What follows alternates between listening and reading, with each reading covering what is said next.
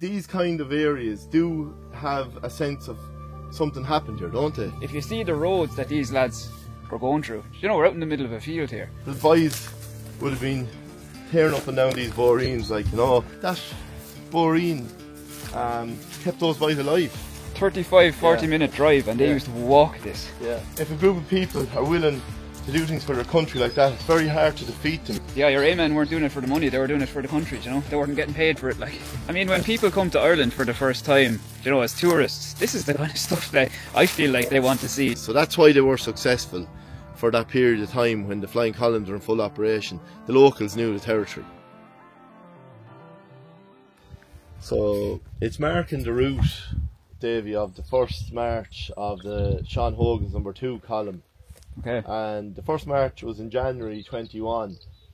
So they marched from a little, probably, we know the location, not probably, but we do know the location of where they started was in Crookatour, which is just outside Ballyluby village. And they marched up to here, which is Fitzgerald's. I'll show you the house in a minute, it's just over the hill there. And why this is such a famous march is because it was the first time that they were armed as a flying column, and they marched publicly with the guns. And Dan Breen was with them. Dan had been sent to organise the column here locally. So the first column was set up Tiptown area, Dinny Lacey. Because the war, they needed to open a second front because those boys were under so much pressure over that side. They got Seán Hogan, who, remember now, had been rescued, who was a hero at this stage. He'd already been rescued from Knocklong, Davy. And Seán Hogan led this column. So they marched up to Fitzgerald's. They were just sitting down to have their supper when the Tans came across the fields. After coming from the military barracks you were in, and you know the short distance it is there, it's only about 3 miles. Yeah, it's not much, Yeah, so the boys were operating under their noses basically, but obviously what happened was somebody had spotted the lads marching on the road and cycled in probably to the military barracks and gave them the information. So the boys, the Tans, came out, raided Fitzgerald's, and the lads, we know this is where they came across, and down an old bóithrín, which I'm going to bring you down there in a minute. Their training ground then was called the Bán Dóite. You see it there on the plaque as well, and I'm going to bring you over to where the Bán Dóite was and is. And where you're standing, you had Fitzgerald's, which was a safe house. The house there at the top of the hill was owned by Cleary's. That was a safe house. Behind you here then was Heinz's, and Ryan's were further in the bóithrín. So this was what you call then a safe house area. So they were generally in clusters, the safe houses, and it meant that you've come down from Care here now, and you even said to me, you know, the countryside's lovely. Yeah. It's rolling hills now. You could actually be standing anywhere in Cavan. You know, it's completely different than the landscape around Cashel, where I'm from. It is, yeah. This is drastically different, landscape wise. Yeah. So it definitely it suited the boys to be hidden. They could use the mass pats, the holloways, the bóithríns, and it gave them, they knew that they could operate. They were in a safe house area here, so they were staying, say, in Mary Ryan's or staying in Fitzgerald's. They could surround the area with the local company, and the Fitzgerald's were in it, the Clearys were in it, and these were the local company, and that's the reason only for the local safe house families the guerrilla war couldn't have happened. So that's why we put up the plaque. Okay. And we're very proud of it. The night that they escaped from that first march, Dan Breen was in Fitzgerald's house with the lads. He took control of the situation. He blew out the candles, and he ordered a local man, Tommy Ryan and Maurice McGrath, who knew the area, and he told them, lads, lead us. So the boys led them from Fitzgerald's house, which is just over the hill, and they went along by the ditch there, and there was an old mass pat. That's called the Raw, that field there, Davy.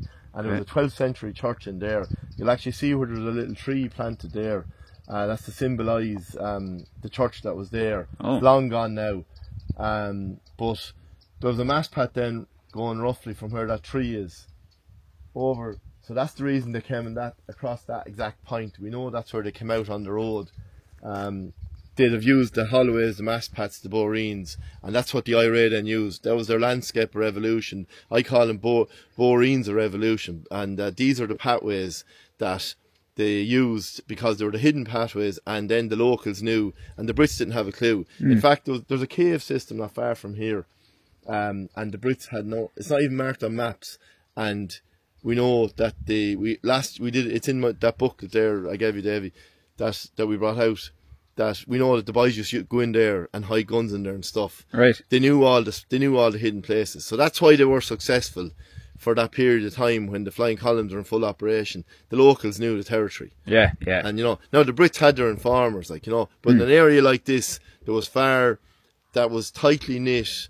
They had the people, and they had the small, tightly knit community, so they could operate, and it was all done in secret, But I'm going to bring you down now, Davy, to where the actual pathway, the boreen, the boys walk down. Grand.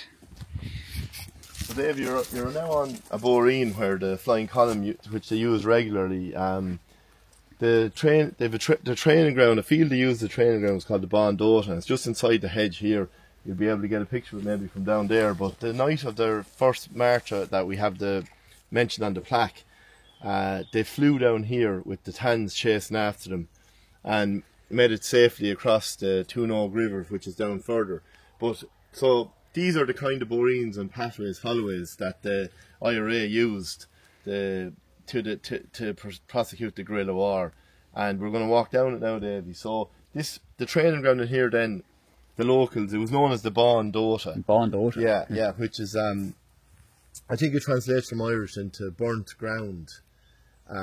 So this was used regularly, and we know that Seán Tracy was here, Seán Hogan down Breen, and we have the famous picture then that I gave you. You can show the picture there. Oh yeah. Of the boys, and they're standing actually in that actual field. Okay. And the actual background hasn't changed much in the 100 years, which is cool, Right. So I'll show you do you want to see? You can have a look into the field down here then. So this was their training ground. Yeah. Right in this field. Yeah. So this is typical. You can see how far in off the road we are here, David, and all hills around you. And the house over there, that was another safe house in the fields over there. That was Dempsey. So you're surrounded here by you're in safe territory. Yeah, so you can stand there really. Yeah. So this was the training ground. This is the training ground, yeah. And if you look at the topography around it as well, you see the way it's surrounded by hilly area. So they picked all these locations because they knew that they could have lookouts all around it. And the Galties that's the Galties in the distance over there then. Okay. So they were safe here and surrounded by friendly people and a good Republican area. So these boreens that like what we're going to go on now, this is thousands of years old.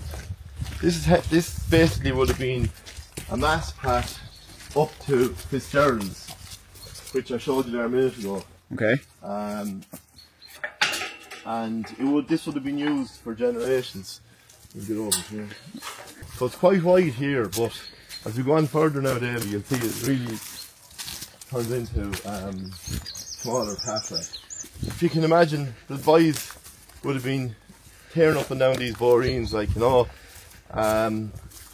crossing country as the crow flies, to get to spots where they were going to have ambushes. That was Ryan's in there. That was another safe house. The amount of ground these lads must have covered when they were walking to all these places, yeah, they were fit men. Yeah. I mean, even between from here to say Solihead or Dunnohill, say that's where Dan was from, right? Yeah. How far a drive is that?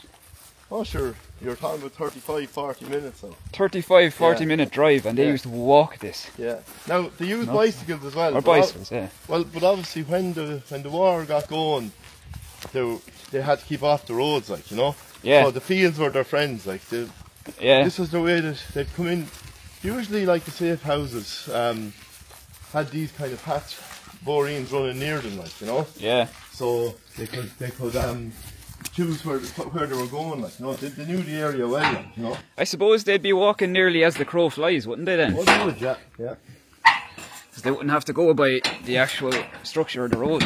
You're getting a bit of a workout today now. Sure they are, How many gates have we got over now? I've lost count of how many gates are after jumping. So that area there, that bit of the bóithrín is blocked up. You can still see there now, that's the original path. So now we're really onto the original path again here. We just crossed into a field there a minute ago. So I was explaining to you there earlier, Davey, my big thing is the culture of our people, you know, our Gaelic culture. And a lot of these mass paths, bóithríns, holloways are still in the countryside, but if they were promoted and looked after right, a lot of the councils own the right of ways of these. Like there's old right of ways. These could be such a viable tourism prospect, you know. Absolutely, yeah.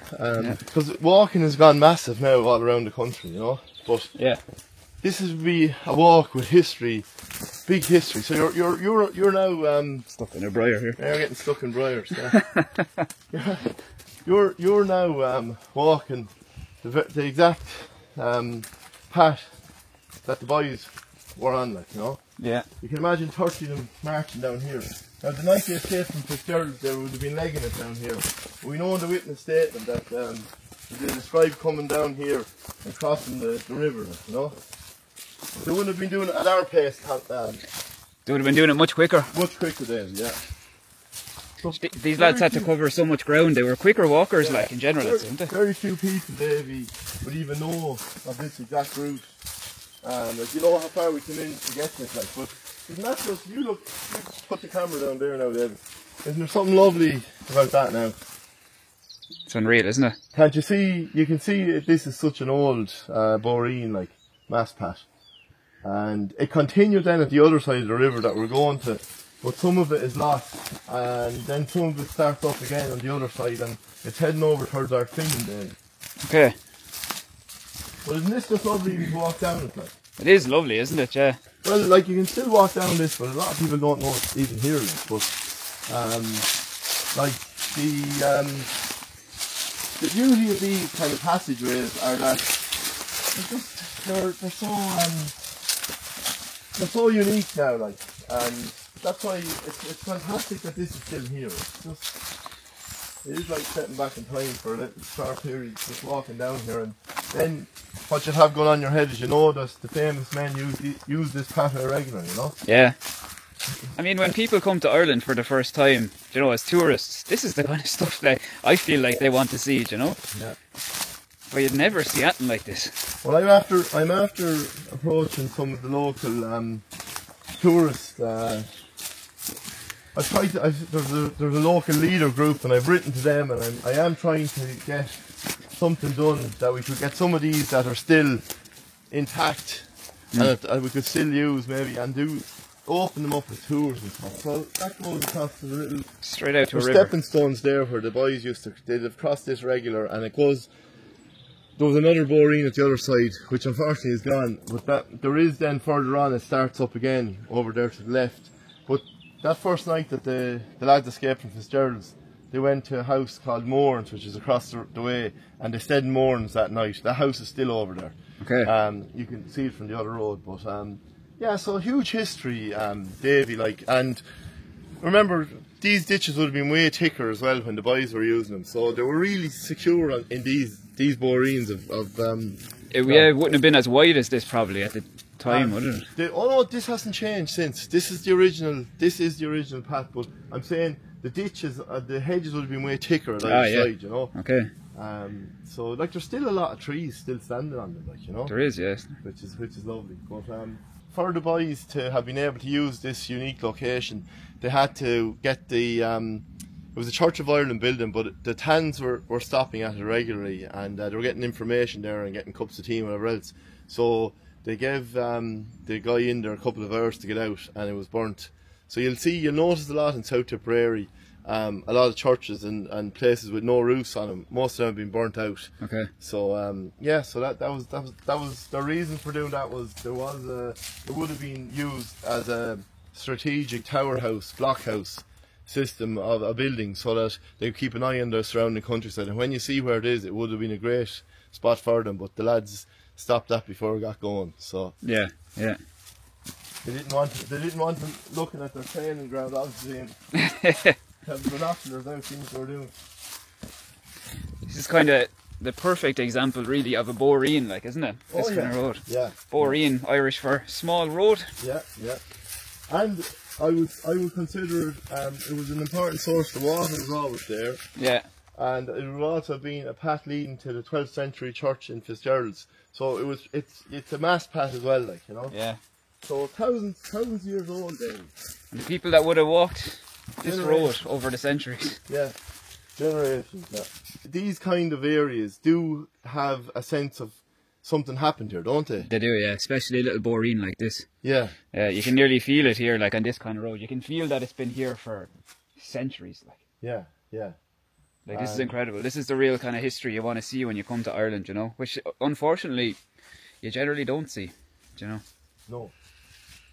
So look, Davey, give me a shout when you're starting the new touring company. Yeah, I will. I had the idea of bóithríns of revolutions, I was calling them, and I'll bring it, if we have time, I'll bring it to another spot similar to this. That was a famous safe house. It was Murphy's of Brigade, and the safe house is still standing, and the loft where the boys stayed in is still there, like, you know. Okay. I actually wrote, in one of my mad moments, I wrote a poem about it. Great. So yeah, it's in the booklet there, the second booklet I gave you, so you can have a read of that as well. Now, it's definitely a good note when you're coming to Ireland to come out to these rural areas, you know, because you won't get this in a city or town, you know. No. You need to be out in the country areas to see the real Ireland, we'll say. Yeah. And pan-war and Civil War locations, you know. Yeah. Sure, the majority, not all, but the majority of events took place out here in the country, shouldn't it? Oh yeah, sure. It was the heartland for the IRA, you know. Yeah. Lovely view out there. You can imagine if you're after doing a long trek cross country, all these bóithríns crossing rivers, and wouldn't you be probably at this stage if you saw the house there you can imagine coming here now with a candle lighting there in the window. Yeah. In for supper, and then like the whole area would be in lockdown. They'd have sent a runner ahead to say that the boys are on the way, and then the whole area would be in lockdown from the local company. And of course they were the part-time soldiers, part-time IRA members who took big risks, like, because they had to stop whatever they were doing, they had to go do their duty for their country, take 2 days off their work maybe, and lie in a ditch for hours, wet, damp, frozen probably, risk having some loyalist sympathiser or local reporting to the RSE in the road, what's Johnny's there out in that field, why is he there so long, or, you know, they think they'd be seen, like, you know. But yeah, and so then they'd be most during the daytime they wouldn't be armed. During the night they'd be armed, or they'd have arms nearby, like, you know, to protect the flying column. And the night that Fitzgerald's was raided, obviously, we know that there was a sentry there, Maurice McGrath, who raced into the kitchen to tell them that the hands were coming. But it really was the experience of Dan Breen that clicked in that night, because Breen knew the best way to escape was have a local lad leading the column. So he got Tommy Ryan, two lads, Tommy Ryan and Maurice McGrath, to lead them down this bóithrín, and they got away. But imagine if they had been caught that night, Dan Breen, two of the most wanted men in the Empire, Dan Breen, Seán Hogan, and the new number 2 column on their first march. Yeah.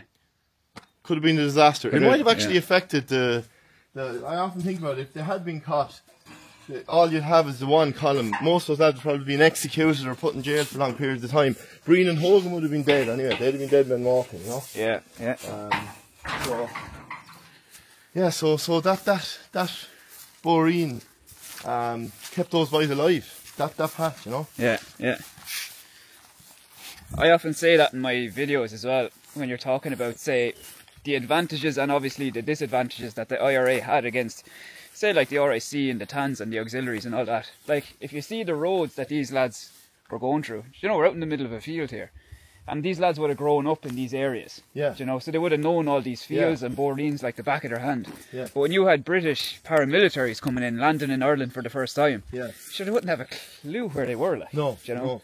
Sure, this is my first time here. I haven't a notion where I am, you know, because I'm not from this area. You know, so they had a big advantage, I suppose, in that regard. Yeah, they had a big advantage, and I suppose they were up against the RIC then, where people sometimes forget that was full of Irishmen. So there was like an RIC barracks in Ballylooby, there was one in Clare. The area was heavily infiltrated with the Brits. Like, they knew what they were doing. They were paying these men good wages at the time. Like, remember the IRA, they weren't getting paid for what they were doing. The volunteers took two days work off when money was very scarce. And you know, a lot of hungry people. They were doing this for their country, not for, they weren't paid mercenaries. Like, you know? Exactly. So it just shows you though, if a group of people are willing to do things for their country like that, it's very hard to defeat them if they're, like, even bring it up to modern day with, you know, but any guerrilla warfare around the world, you can never beat the natives if there's enough of committed people. Like, 100%, you know? Because a lot of the paramilitaries sure would have been doing it for money, I suppose. A lot of men, you know, like there was a fierce amount of men unemployed after World War One. So a lot of them joined the Black and Tans, say, or the auxiliaries for the money, you know. The IRA men weren't doing it for the money; they were doing it for the country, you know. They weren't getting paid for it, like. And there's the Minister's Hill, which was known as Tubbard House. It's a lovely view of it there, actually. So that's the house that they burnt down. You can see the big walls around that as well. So this is it right up here. On top of the hill there. So that was going to be, they had to get rid of that because look how near it was to their training ground here in this bóithrín. So geez, savage close. You wouldn't be able to see it. So they had to burn that. They burnt that out. One of the first, we know it's one of the first things they did here locally, and so they had to do that, remove. So look, like when you see where that's built, a strategic point again, and there was a police station, we know, at the bottom of the entrance into that. During the famine times, there was a police station there. So these boys were here to stay, like, they weren't. So it was a big thing to actually remove, to take the roof off that and drive them out, like. Even though at the time it was the Church of Ireland owned building, but it was, the rumour was out that it was going to be taken over by the Tans because they were calling there regularly and they had been seen calling there. So they were probably getting refreshments and probably information. And of course, you know, the Tide Wars, so that would have been a hated place for the locals because the guy living in there would have been getting money from the locals for the Tide Wars during the famine. So, like, you know, that would have been a symbol of British oppression here, like, you know. We had big battle during the Tide Wars in where I'm from, in Hoganstown. Battle at Carrick Shock in 1831. We have a big monument for it. There's a bóithrín not far from here where I was told that locals just go to die because they couldn't be seen. Something similar to this, but there was a bend in it, and you just go around the bend and just die there to get a small little, before they die, to get some small bit of, I don't know, away from people, I suppose, and just they die on their own. But that's what the famine was, and that's not that long ago, like. No, it's not long at all. No. People think I don't like the word famine either. I call it genocide because, as I said, there was plenty of food, but it was taken out of the country at gunpoint, you know. And that's important as well for the next generations to know, because you'll never see genocide written beside famine on, I call it sensible Ireland material. It'll always be the famine, like. But they call it the Great Hunger or the Great Famine, don't they? But I disagree. Like, but you don't really learn the real history of it even in school, sure, don't you? Not like, no, you don't. You learn the very diluted kind of watered down version. What they want you to hear, like, But it's a lovely day to be doing what we're doing, Davey. Surely is. Gorgeous day. Some view in the background. And the bóithrín, the boys march down.